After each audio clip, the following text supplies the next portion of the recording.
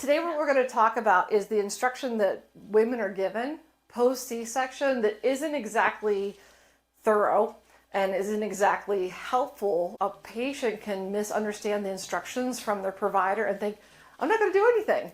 In reality, we have this carrier with a baby in it. It's heavy, right? And you're carrying this into a car, you're reaching into a car in awkward positions.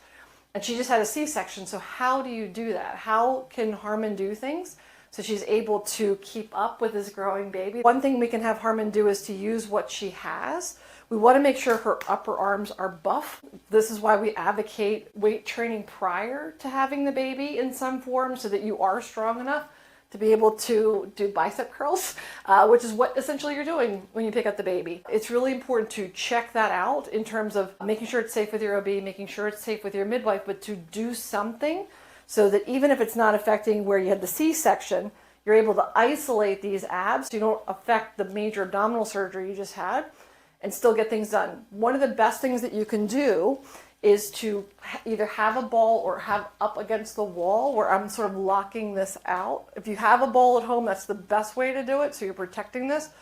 But you can take a lighter weight, drop your weight to about a quarter of what you're used to, and do curls like this. It has no effect on here. If it's too heavy where you feel it, you're aware of it pulling into your abs, you want to stop immediately.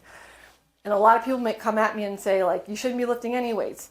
What is she doing right now with doing that? So we need to work around things and not make things worse, but figure out how to get her stronger. If she didn't do any exercise prior to having the baby, what can we give her to have her get stronger as the baby grows?